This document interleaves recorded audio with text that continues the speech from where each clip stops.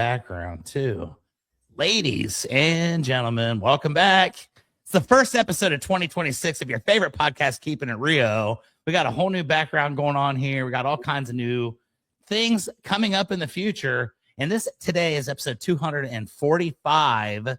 And ladies and gentlemen, I am fired up for episode 245. As soon as my guest gave me the yes and said he would be on, my immediate response was, hell yeah.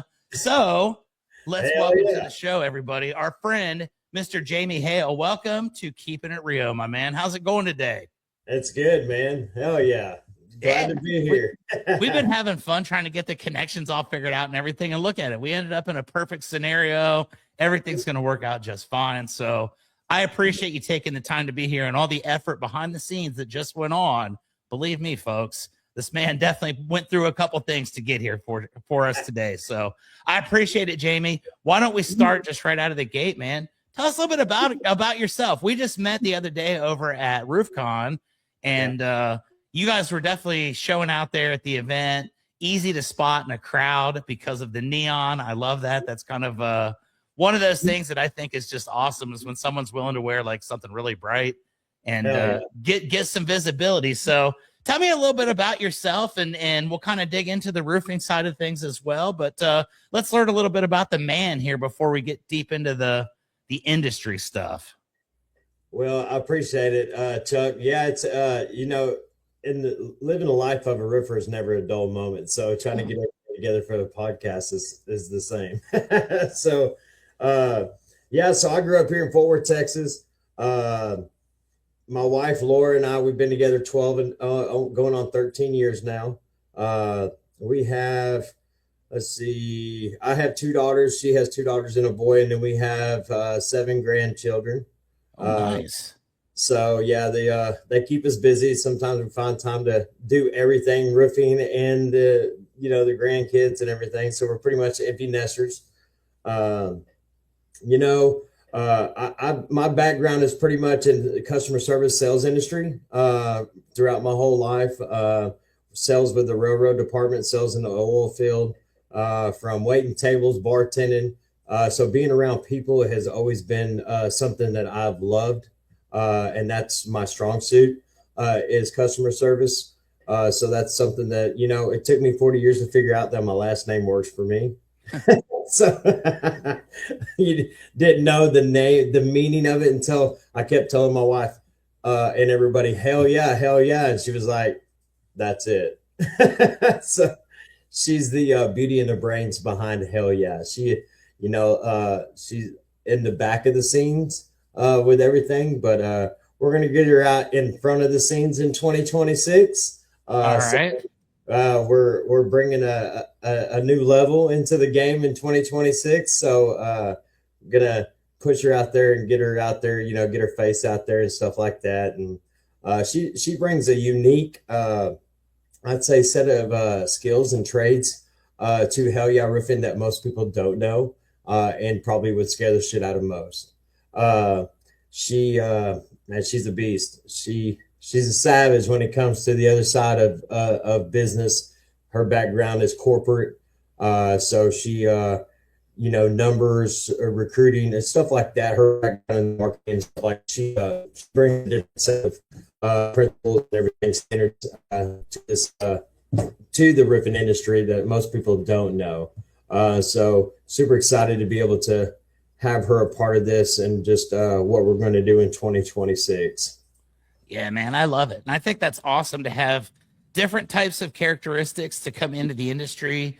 If everybody's doing the same thing and everybody's got the same background, it's kind of boring, right? And you've got to be able to differentiate yourself. So let's talk a little bit about Hale Yeah Roofing. You just said it took 40 years before you realized what your name really could get for you. So obviously you didn't start off as a kid dreaming to be a roofer, dreaming to own a roofing company. I don't know too many people that have, but we all have a tendency to find our way into this deal. Tell me a little bit about how you found your way into the roofing industry, and then we'll really expand upon what 2026 is going to show for us.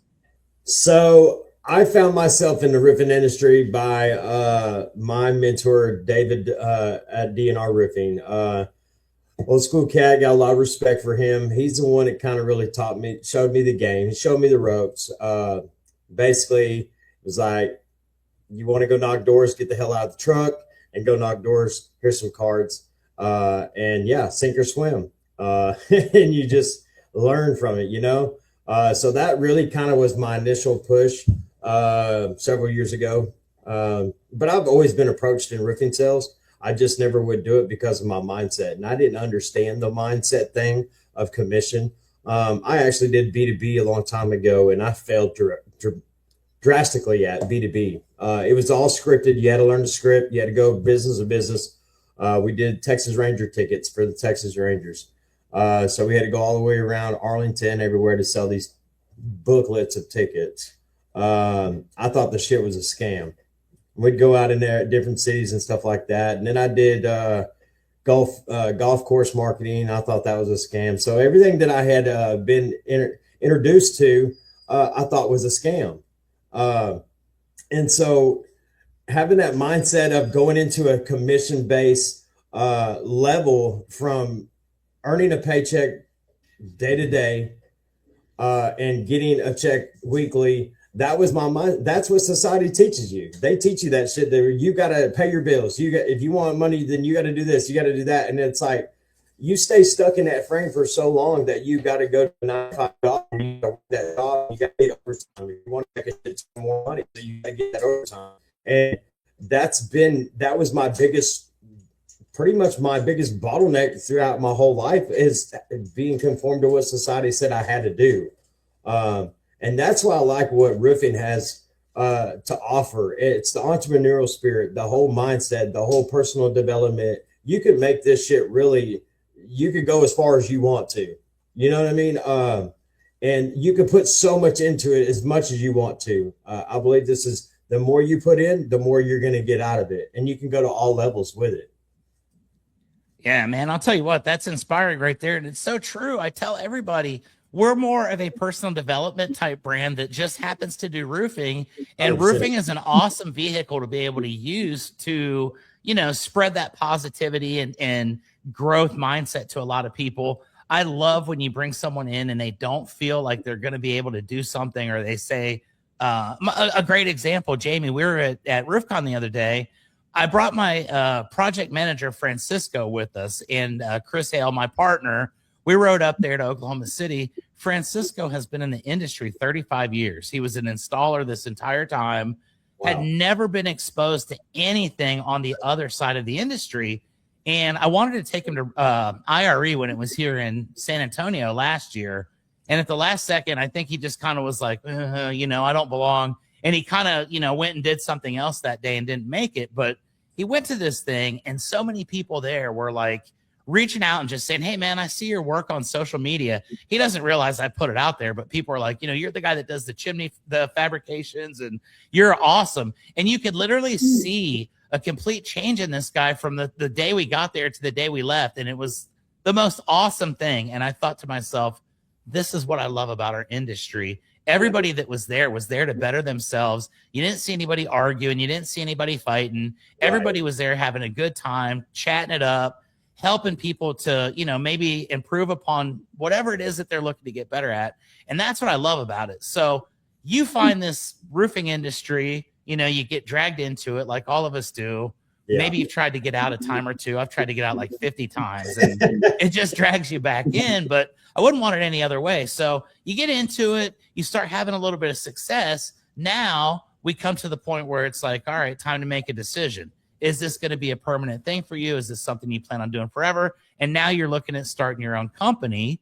Yeah. So tell me a little bit about the transformation from getting in early roofing sales and having some success to starting your own thing, and what it's been like from basically starting with no roofing experience to building a successful company. It's pretty awesome. So, most roofers would probably say they would rather just go back being a sales guy, because you don't have no responsibility. I'll be honest. I miss those days. You don't have the headache, the stress, the fuck everything. Yeah. So, I'm 40 now. So I'm in it for the long haul. This is what I'm going to do. And then if I build this thing up and scale it, you know, hell yeah, that's what our aim is to do. But I'm in it for the long haul. I'm in it to build a culture, to build team, to build across the state of Texas and even outside of the state of Texas is our goal. So, and with that comes longevity. It comes with time. You're not just going to get there overnight and say, shit, I wake up the next day and here we are. Now we're out at multiple states. I'm sorry, it doesn't work like that to build a profitable, scalable, decent company with referrals, with great customers, delivering great products, delivering great sales systems, and having that day in and day out culture where guys are grinding. And there's just so much involved in it. But I was committed to that, and I knew I needed a piece of the puzzle before we got started with Hale Yeah Roofing. And Three Kings, I went to Three Kings Roofing and sold for them a little while, and they gave Dustin Cates over there gave me that opportunity. And then when I left there, I knew that was the other piece of the puzzle that I needed. Now, should I have known more information and more shit? Yeah, sure. But how I was trained in selling roofs, it was like either be a or be a tadpole. You know what I'm saying? Yeah, so, someone kicks you in the ass and says, "Get out there and do it." It's like, all right, that was pretty good training. It's 100%. Either you're going to do it or you're not, right? Exactly. So that was the mindset that I had, and I was like, "This shit's got to work." You know what I mean? It has to work. There's no other way. It can't fail. It has to work. This is how I'm going to eat. This is how I'm going to live. And this is my daily habit. So, and with that mindset going forward, I made that shit work. I'm going to make it happen and continually to go to that next level. Because I believe, it's standard just to be able to get a weight bench and put weight on it. That's the standard. But to raise the bar, you got to go to that next level. You know what I mean? And you got to come down and you got to do a full set. Well, I think that applies the same way in every area of our life, because if you just go standard, what does that say about you? Yeah, you're basic. You're willing to blend in with the crowd. That's right. So with the name Hale Yeah, with the neon colors, it had to match my energy and who I am as a person, as a human being. I mean, you can ask my wife. I probably run her ass ragged because she's like, you don't ever stop. There's no ceiling. You know what I mean? But that energy is that I put that energy out there because of that energy. I feel I have to have that energy and that grit, that mindset, that motivation, because I'm looking for leaders like that to be able to develop into that, to match that energy with, because in this industry, it's tough. And it's not built for your average person. I mean, knocking doors, and that's all we do is knock doors. I don't do any referral systems or anything else. I believe in you eat what you kill. That's pretty hardcore right there. I'm not going to lie. And I respect the hell out of that, because I can't go out there and do it every day like that. I've got too much of an ego. I don't like when old ladies slam the door, tell me get the hell off their property and all that. And I got some stories from my door knocking days, but I think that's awesome. So you get in, you realize you see what's possible through going and working with another company, Three Kings, and I'm familiar with them. They're here in Texas, pretty big company.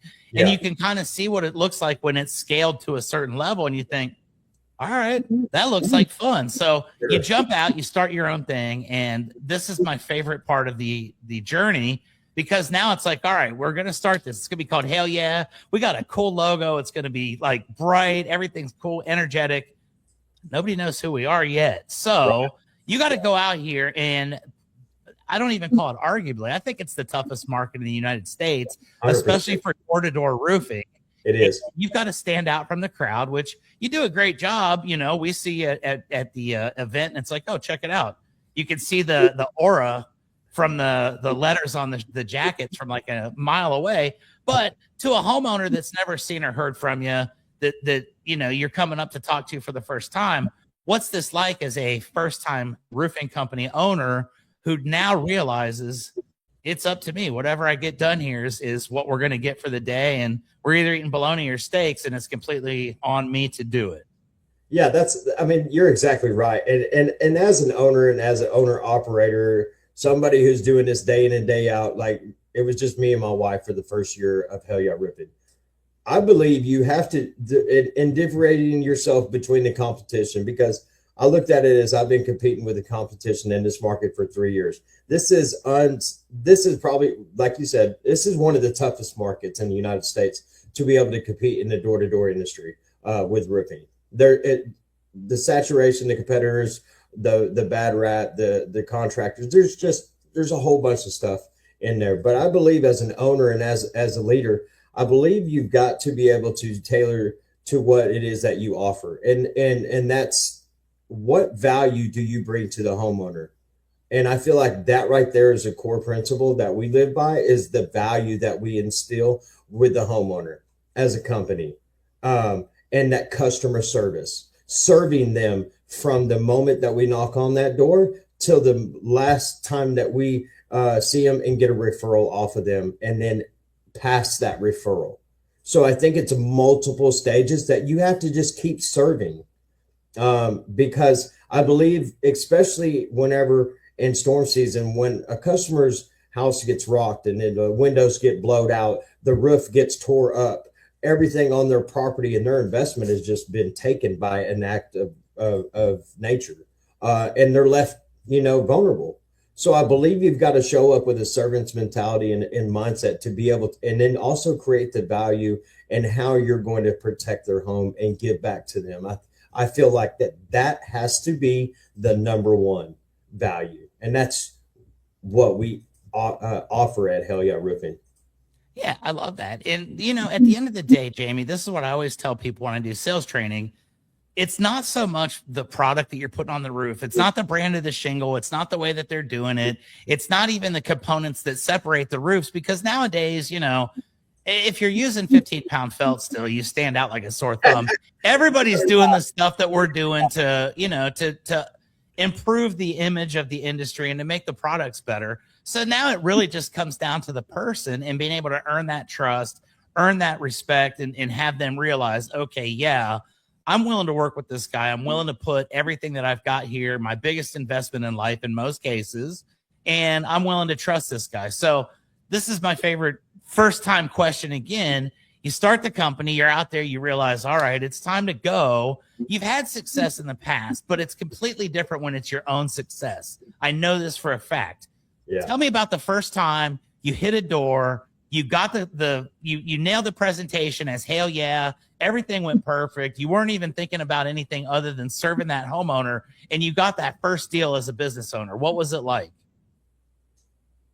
Well, oh man, you're supposed to be doing cartwheels right now. What's up? No, it was. I got a video later, but you bring the heat. The first one, whenever we kicked it off with Hale Yeah Roofing, I didn't have signs. I don't even think I had cards yet. I didn't even have a truck wrap. So when in 2025, the hail season popped off in Johnson County in March. And it started from Glen Rose all the way into Cleburne and then moved into Mansfield and out. So I went to go knock doors immediately there. And I started to, and that was kind of like a couple month journey due to the mortgage companies. So, I mean, but it felt, the feeling felt badass that I got to introduce myself. Hey, I'm Jamie Hale. I'm the owner of Hale Yeah Roofing. I don't have to introduce another company. The process it was really shorter. You know what I mean? There wasn't that objection. Okay. They're like, oh, okay, you're the owner. Okay, perfect. You know what I mean? I didn't have that rebuttalness going on there when I did that introduction like that. But I would have to say on everything else, from the claim filing, and I was already used to doing everything cradle to grave at the other company I was at DNR Roofing. So it wasn't really anything different. But what was different was, oh shit, I need cards. Oh shit, I need yard signs. Oh shit, I need a truck wrap. I need to find a way to have these homeowners identify me and not just be some average Joe Blow in a truck and ladder with no credentials in who you are. Anybody could say anything at your door. You know what I mean? Especially here in Texas. And I got to say this. Thank you for what you just said, Joe Blow. Everybody's always like chucking a truck, and I'm over here like, dude, I don't even have a truck. Stop. So you actually have helped me to shake that that little nickname right there, and I appreciate that. We're gonna call it Joe Blow from now on. Call it Joe Blow. I mean, yeah, Joe I Blow. love it. So you get out there, you're getting success, you're getting the roofs together.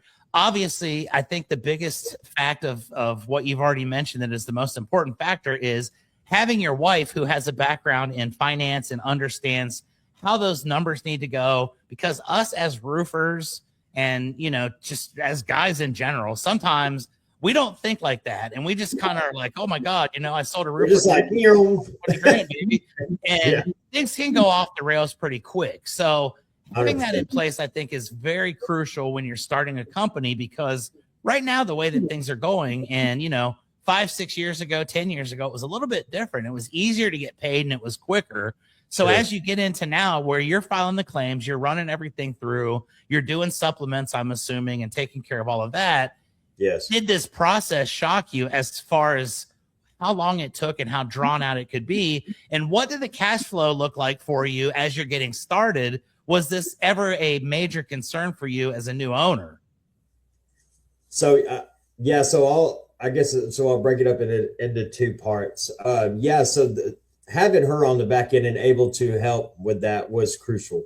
Because you're right, we just see like a red blanket held up and we're a bull in a china cabinet, and that was my mentality, because I had to just get out there and sell, and it was storm season, so I was like, okay, it's all or nothing.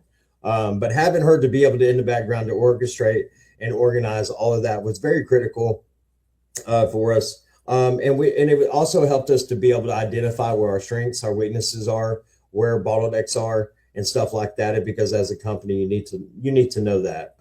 So having her back there, she's done so much that a lot of people don't see on the back end, and a lot of people don't see the shit that's done on the back end as an owner and as a company, because it's a little bit more than just what people see on the internet or on Facebook on completion. There's so much that's entailed in going to get up to that part. And I think that's very critical for people to understand, because I think what makes a company and who they are and where they're going, I believe all of those details matter. And those details do matter. And it makes up, into the person, to the company that they are. And then the second part of the question, it was, what was it? It was cash flow problems, having concerns about being able to make it. And So, yeah. was the process more drawn out and harder than what you initially thought it was going to be, which is the case for most people? So yeah, most people are hung up by the cash flow mindset, but my mindset was this. It was like, I have to go out here and I have to just eat what I kill, and I have to just keep going. You know what I mean? I could not stop. So my cash flow that we started off is that I had like 4 or 5 roofs out in Midland and Odessa that I sold in the wintertime. I flipped those, and those are what allowed us to be able to migrate into the first of the year and have some expenses to get truck wrap and stuff like that, and get us to where we were door knocking and selling. So we basically used those roofs out there, use that cash flow for that. And then I would just keep knocking doors and keep selling. So I would always make it a habit to pay all of my vendors and my suppliers. Of course, we weren't set up to have credit accounts yet or anything else like that. Yeah, it's tough at first. It's tough at first, because it's literally, it's COD, cash on delivery. But that's a really good mindset to have, because it allows you not to get in debt. Yep. You know what I mean? And it was very imperative for me to make sure that all of my suppliers, all of my people were paid, and I was current, up to date on that, because I didn't want to have to owe anybody any money, and I didn't want to have to pay $30,000, $40,000, $50,000 bill at one time. So when I got a roof, I paid my supplier COD, and I just kept that mentality all the way throughout the whole year, until we were able to get to the point of getting credit with ABC, Beacon, and stuff like that. And it was just, it was a work over a period of time. But having the cash flow, it just built up. The capital built up. I didn't have to take out any loans. We didn't have to do any of that, because I believe in, you have to go out there and get it if you want it bad enough. And that was my mindset. Yeah, man, and that's way harder than what you just made it sound like. I And that's know. where I 95% of the probably people die butchered at the the shit out of door, that. right? Yeah, people are like, what the hell? That's what I got to do. I'm not in the mood for all that. And I see so many people. I used to run a roofing supply company, and I watched it over and over and over again. And it's like, dude, you have to be careful. You can't get that new truck yet. You can't get this. You better pay your bill. And then all of a sudden, you're just kind of dead because there's nothing there. And your truck's awesome, but it's going to look really cool on the back of a rollback here in about 2 months. So I think having that mentality and being able to say, this is what we're going to do. We're going to make this a cash flowing business that's going to continue to be profitable. We're not going to overspend. We're not going to outkick our coverage. And again, I think having a small company with small overhead and having two different types of personality that can go out there and knock on doors and be the personality and the face of the public, and then have that back operation stuff as well that can really, lock everything in place and make sure you're good. So you get through that initial phase, rocking and rolling. Now, my man, it's time to start thinking about the future, right? You don't want to just be a one-man show the rest of your game. You just told me you want to grow something that's going to go across multi-states. Who knows what it's going to ultimately end up being, but as a one-man operation, husband and wife team, you got to start building. You got to start finding people that you can add into your positions that you can, scale the company with. What's the first person that you start looking for? Is it sales? Is it someone that can maybe help a little bit with that back end stuff? Someone that answers the phones and kind of takes some of those tasks? What's that first person look like that you guys bring into what's soon to become the Hale Yeah Super Team? So I'm a firm believer, and I love Dan Martell's "Buy Back Your Time." And I think for us, it was a project manager, and that's where it was with a project manager. I had to bring somebody on to manage all of my jobs. I mean, I was doing 3-4 roofs installs a week this summer, spread across the state of Texas. Love it, Austin, DFW. I mean, we were all over the place. I mean, and we killed it. And we were able to help rebuild the communities, and we did it with no complaints. You know what I mean? So project management was the first person that we started with in hiring a project manager and having somebody learn that system and be that other hat that I need to let go as a leader, because I can't do it all. You know what I mean? Yep. Oh, trust me. That's exactly what I did. We hired a project manager first thing, and it's like, First okay. thing off the rip, we need a project manager. And now tomorrow, Chris and I are taking our homeowner golfing while our project manager oversees the roofing project. And that is the ultimate win for everybody. So that's right.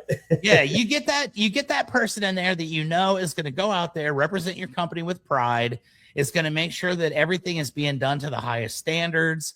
And it's going to take a lot of time and give it right back to you, like you said, because you're not out there doing all that stuff. You find that right person, and now, okay, we've got that person in place. Now we can probably even start thinking about doing more jobs. Instead of 3 or 4 a week, we can start doing 8 to 10, because now I don't have to oversee everything. So, okay, what do we do as far as generating more opportunities? Obviously, I think sales would be the next thing. Have you looked into bringing salespeople in? If so, how many have you done? So yeah, this is something that we kind of looked into. We were partnered and circled with the door-to-door experts who've built out our university. So that was our next step. Nice. Was getting a university, a sales training platform for whenever we do decide to start recruiting, because we need to be able to streamline it. I can't be everywhere and sell and also teach everybody at the same time. So we needed something that was sufficient, systems and processes in place and stuff like that. So that was our next step. So I had met Sam Taggart at Win the Storm. I've known the guy for a while, and I told my wife, we were at the after party and met Sam Taggart outside. And next thing you know, I told my wife, well, get ready. We're going to be on a plane to Salt Lake City, Utah. And she's like, what? So we fly up to Salt Lake City, Utah to do the business boot camp. We got up to the business boot camp, and I believe everything happens for a reason, and it's all by design. Because at that time, we didn't have our mission statement. We didn't have our core values filled out. We didn't have any of that. We didn't know what that looked like. We just didn't stop long enough I haven't been able to stop long enough to do that. Let me reframe that. So when we got up there to Sam Taggart's place at the Hive at Door to Door Experts, and we were able to do that business boot camp to finally sit down and kind of etch them out and get a inside look of who we want to become as a company and what we want to do. And I think you have to start there. And that's where we needed to start there before we could ever get into hiring anybody. And so we did that. And then they have a program which is Recruitomatic, and they do all the recruiting for you and everything else. And we looked at the Indeed recruiting. It's pretty pricey to be able to recruit off of Indeed. I think it's like $400 to $500 a week or something like that. And it's random. I mean, you get all kinds of different people that don't even know what you're calling for. And I've hired a few guys off Indeed and I've had success with it, but it's not my favorite. I haven't, and I really, wasn't really pushing a needle to hire just yet, because I wanted to make sure I have the systems and process in place. I want to make sure we have the university. I want to make sure we have those things in place in our direction going forward. So I wasn't really pushing that needle.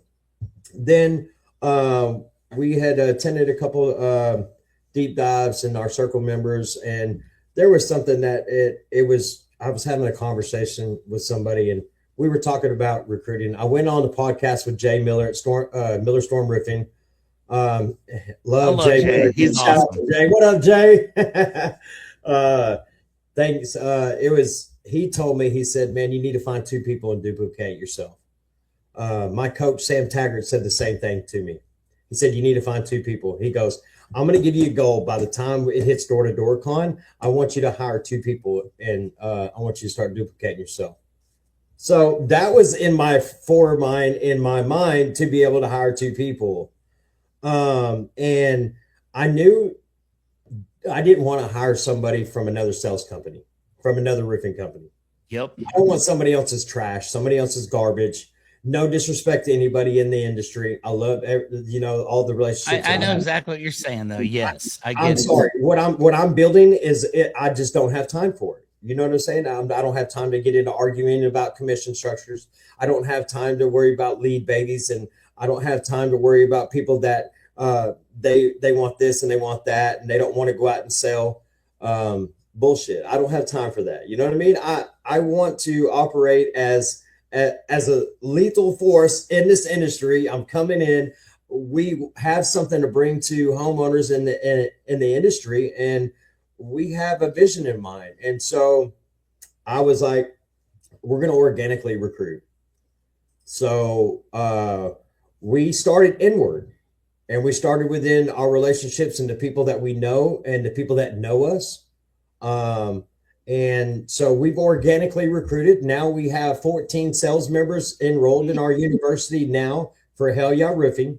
Let's go. 14, dude. I was thinking you were going to say like 2. That's badass. Come on. 2 to 14. Drastically. Yeah, killed it. So, and that was the thing was getting it into the university and seeing, because as well as I do, this industry is a numbers game. And I tell these guys all the time, half of you guys probably are not going to make it. Yep. And that's being generous. It's being generous. It's a reality. If I want all 14 to make it 100%, and I'm going to do everything in my power to make sure you guys make it. But if you fail, it's because you fail. And I tell them all the time, it ain't because of me. I've given you the tools. I'm giving you the structure. I'm giving you the systems. I'm giving you the processes. Second of all, and fifth, I'm giving you the wordplay and the training to get out there and to create something for yourself that I've learned. You know what I mean? So, yeah, and it's been rewarding. And seeing everybody crush it. That's the thing. We have one girl, Haley. She's kicked every dude's ass in there. She's the only girl in the sales university. Nobody has any door knocking experience in our sales force. They don't even know what I mean? How to knock a door, what a conversation is, sales at all. I've got introverts. I've got some extroverts in there. So it's knowing your culture. It's knowing the people that you hire, and everybody knows my story, where we came from, how we got here, and they've watched our journey. They've seen where I was at DNR Roofing, and then at Three Kings, and then now here at Hale Yeah, and they've watched this for the last year. So they've been inspired by it, and that's an honor. So that really, to me, is motivation for me to make sure they make it on a daily basis. So it's pretty badass to see everybody just kicking ass, and they got a goal at the end of this month to be finished with their pro certification by the end of. So onboarding is January 31st. I love that. And man, I'll tell you what, it's so refreshing to talk to someone that actually had the foresight to say, we need to put a training university in place before we hire people. We need to do this before we hire people, and to have systems in place and have something tangible that you could actually say, look, this is a real thing. You can log in here and you can test and you can see it. It's so much better than just saying, hey, come on, I'll teach you how to do it. And, and you have to sell the dream. Basically, you've created something that now people can actually see and look at and say, all right, yeah, that's pretty legit. And congratulations on that, because I think that's where a lot of people are really lacking. And I think a lot of us sometimes overestimate our abilities to keep people engaged. And having that university is awesome, because you can track your people's status. You can see who's doing what. You can address situations if someone's, had to take the same test 15 times. It's like, well, maybe drawing a roof isn't going to be your thing. But being able to identify that, having a diverse group of people in there that are buying into the culture at an early stage is huge. So now let's talk about the other side of this. Okay. You were doing 3-4 roofs a week when it's Jamie out there knocking on doors. Hell yeah. You start bringing production in. You can double your production or better, even still by yourself. But now you scale to 14 sales reps. Okay. And if every sales rep is selling one roof a week, you're in a different stratosphere now. So let's talk about the logistics of the production side of things. How do you scale that as you move forward with it? Because you didn't probably hire 14 project managers. So how does that progression look on that side of it? So this is something that we're putting together, and I just had meetings with QXO, ABC. We're also now certified IKO Pro with IKO. So this year, and one of our commitments to our customers is to be able to make sure that process is streamlined and in tune, because in the long run, it helps us to help them give quality products, quality service. And then also it helps us as a company to grow and scale. And going into 2026, that's very important for me on operation side, and having one project manager, because with 14 sales reps, that's a shit ton of work to do. And eventually I'm going to have to hire some more project managers, but it's a lot. So I want to be able to minimize his workload as much as possible. So I'm going to do everything on my end to make sure it's minimal. We're going to try out the one supplier, one product this year with all of our reps. And we've been offering a phenomenal product all year long. I haven't had any leaks. I haven't had any issues. I haven't had any complaints on the product that we deliver. And we toured the facility with IKO, and I think it's an exceptionally great. Now, depending on margins and stuff like that, this is where it's going to get in. So negotiating rates with our suppliers. And we're in the midst of doing that with QXO and ABC right now. So we're trying to find out which one's going to be best for us as a company going forward. But I feel like our reps can have a little bit more confidence in knowing that they don't have to learn a whole shit ton in the very beginning, since they don't know the industry.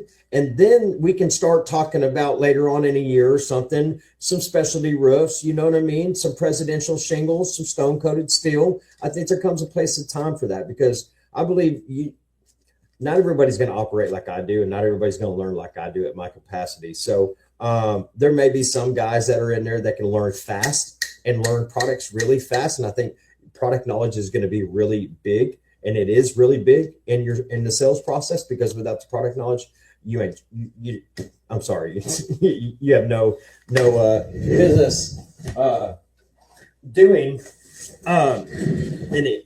selling in the industry. So, and I think I think tailoring it to the rep and making sure that they're and the project manager, that smooth transition and that handoff is without error. With the CRM into the project manager, because I tell my reps, what the project manager picks up from you is either going to be a pile of shit or it's going to be gold. Because if you want to get paid on it, if your process is not seamless, his process is painful. And his process is painful, then you're going to hear from him 5,000 times. And you don't want to hear from your project manager 5,000 times. So if you want to get paid on this, your process has to be seamless so he can build a seamless product and then deliver it to the homeowner and have a seamless review and referral on the back end. And then everybody gets paid and go to the next one. It's kind of how I've kind of organized it. So yeah, the project doing that is what we're targeting for 26. I don't know. It may bust, it may work, it may fail. It's going to work. And I'll tell you, I have the same mentality with it, right? And I tell homeowners all the time, look, why do people pick their favorite roofing shingles? I can't even begin to understand a lot of it, but a lot of it's based on back end rebate numbers and things like that. If we're being completely transparent. And I say to folks, you know, a shingle is basically a piece of fiberglass. It's dipped in some asphalt and they sprinkle these little rocks on it to make it look cool. Some of them have a couple different parts and they look nice. And they're all about the same, right? It's about the people and it's about the vibe that you get with your contractor more than anything. So I think taking that out of the equation and saying, okay, guys, we're working with one supplier, we're working with one product. We're going to be, you know, in here. It can really help them to kind of boost their confidence and get more reps without having to think so much about that and saying, okay, it's more about me. People are buying me. You know, we love Hale Yeah, we love IKO, we love all that stuff. But at the end of the day, if they think you're a prick, they're probably not going to buy from you, even if you've got the best of the best. So you focus on that. And I think in the end, that's going to end up being the strategy that's going to propel you into the next phase of the company. And here's where the next phase of the company in my mind goes. And I want to get your take on this. So you guys are obviously outdoor knocking in a market that is primarily hail, obviously. And you've got the name for Hale Yeah. But as things are starting to change a little bit here with the insurance, we're starting to see different coverages, higher deductibles, lower payouts. Everything's starting to get a little bit more, dare I say, retail oriented because people get a percentage of it paid and it's not going to be the same. So how do you plan for that transition with your new sales team? Is this something that you're kind of starting with right now, forecasting, saying, hey, look, we can go out and sell claims right now. Everything's going good, but we need to be aware of where this is heading. And since all these guys have no experience, I feel like this is probably a perfect time to start with it. So what's your thoughts on that as far as retail versus insurance? What's it going to look like for you moving forward if everything works out the way that you envision? I think retail, by far, I love retail more than I do insurance. Insurance is just a golden ticket. You know, here, it's a plus. It's there, yeah. I love the psychology of the retail. If you look at the sales structure in retail selling and you break it down in how to sell a retail roof versus an insurance, by far, that psychology of the retail sale is phenomenally top tier for me. I love how to be able to, to orchestrate it, to present it to the homeowners. You've got to sell your ass off. You've got to sell it. You've got to you've got to put that big ribbon on it. And let's be real. You've got to get a customer to come out of pocket with $25,000. Let's just say 25. That's a standard roof. We're not talking about something that 10 and 12 with 22 valleys in it that's all cut up in 198 squares. Now we're talking bigger numbers here. We're talking just an average roof, $17,000, $20,000 roof. Your day and age people do not have that. So as a company, you've got to really streamline your financing options. You've got to streamline your retail training. The insurance tip on the iceberg. Yeah, sure, we go out and we chase hailstorms and we help rebuild communities and lives through insurance and being a stellar contractor company. But whenever that dries up or whenever those RPSs, ACV policies, when those are now in everybody's reality in the state of Texas, 2% deductibles, 3% deductibles, 5% deductibles, what do you do? So we're going to train, and we in our training we have retail training. to and where it absolutely crosses that board automatically at the very beginning. So they're not, what the hell is this? You know what I mean? It's a reality, and it's get it on your radar, because this is a reality in this market, and not everything's going to be a golden spoon. You may have to upsell. You may have to bring in some financing. You may have to wait a little bit longer. You know what I mean? There's so much things that are changing in the industry in the last several years, that so allowing our sales reps to be acknowledgeable of that and to be aware of that by far is what we are instilling in our reps today. So that way, when they do hit the streets, they're already aware of it. They're already trained up on it. Because the last thing we want is one of our professionals to go out into the neighborhood and not be equipped with the tools to be able to deliver. Yep. It's a dangerous game right now. And I think there's still people that are playing the old way. And it's like, I don't know. So I love everything that you're saying, man. You've built this thing up. You're ready for success, 26 and beyond. What's the ultimate goal for Hale Yeah? I know at the beginning of this, you talked about building something up that would have some value. Are you looking at somewhere down the road potentially saying, hey, man, 40 to 50, I'm willing to basically put everything I've got into this. If I can build something up that someone is willing to give me hundreds of millions of dollars for, I'd walk away? Or is this going to be your deal for the rest of your life? And it's going to be like Jamie on his final days is still out there screaming, hell yeah, baby. What's it going to be like for you? Well, if you ask my wife this question, she'd be like, yeah, if it gets built up and scaled out, yeah, you offer me some dollar signs, she's gonna take it. Well, she's the smart one of the group, so I get that. We're the emotional ones. We're the emotional ones. We're the one that's driven. Man, this is my passion. You know, I mean, I couldn't say. I mean, because I'm just curious I want to see how to build this culture up with 14 reps and look and see how far longevity goes with it and become a results roofing, or you know what I mean, some of these other linear roofing. What does that look like? You know what I mean? To have 100 reps, I couldn't even tell you what the hell that looks like. You know what I mean? And I think that's the beauty in this, because like I said earlier, the ceiling is so much, the sky is the limit with this. And I feel, and with the brand and what we're building in 2026 as an owner and as a leader and as a sales rep, something that I'm honing in on very strong. And we've had the multiple conversations. My wife and I had this conversation.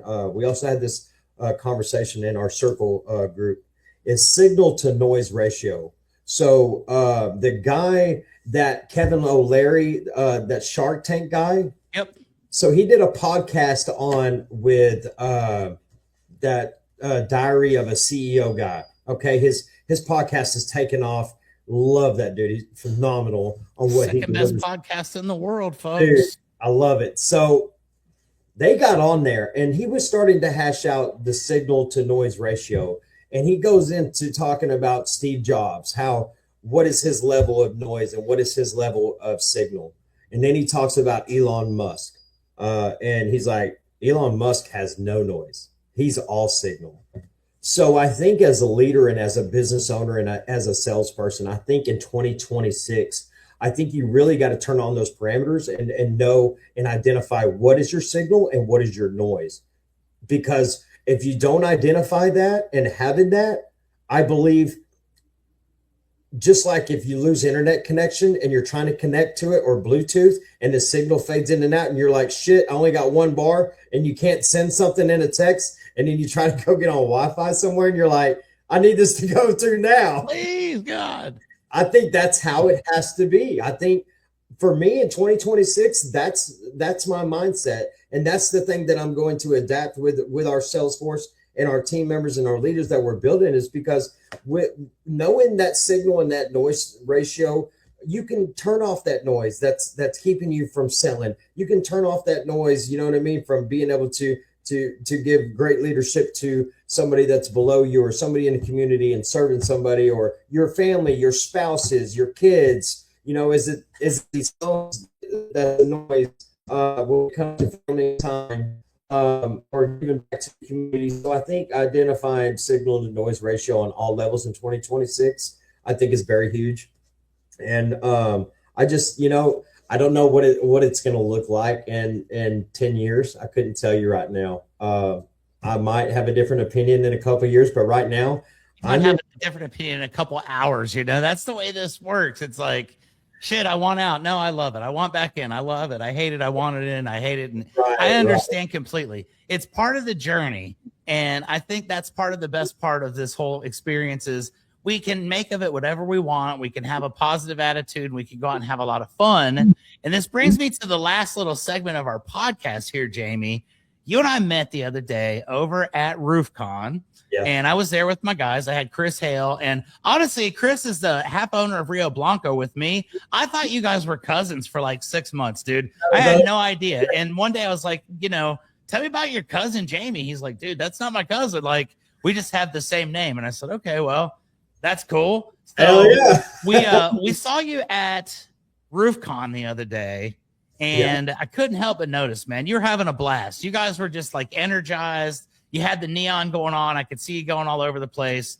But there was something that happened at RoofCon that I think is going to be monumental in the history of Hale Yeah Roofing, possibly in your life as well.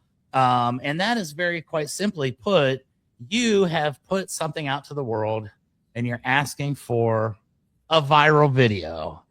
So let me ask you a little bit about what we've got going on here, Jamie. This is you at RoofCon the other day. Go ahead and set the stage for us a little bit. Tell us what we're about to witness when I hit the play button here. It's Jamie Hale going at it. He's having some fun. And our goal with this, it says, hell yeah, I want to make this let's go viral and boss moves. So I think there's nothing more boss than this. So ladies and gentlemen, it would certainly be a huge disservice to my guest and to all of the people watching if we didn't watch these moves right here, because I do believe the industry has a new dance king. So you ready, my friend? Here we are, Jamie Hale, Hale Yeah Roofing, RoofCon 7 in Oklahoma City. This was the vibe that we had, folks.